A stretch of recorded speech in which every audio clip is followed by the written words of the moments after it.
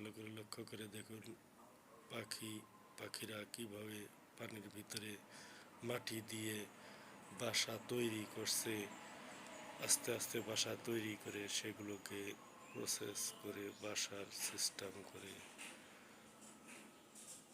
বসে থেকেই সেখানে ডিম পাড়া এবং থাকার উপযোগী করে তুলল পাখিটি। ভিডিওটা বেশি বেশি শেয়ার করে দিবেন। এই ভালো লাগে ফলো দিয়ে পাশে থাকবেন। দেখতে থাকুন পাখিরা এভাবে নিজের বুদ্ধি খাটিয়ে বাসা তৈরি করে এবং সেখানে ডিম পাড়ে।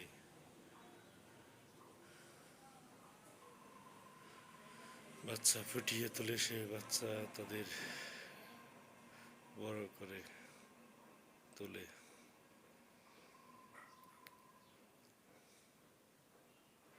দেখতে থাকুন পাখিদের কাজের বুদ্ধির অভিজ্ঞতা বলে শেষ করা যাবে না।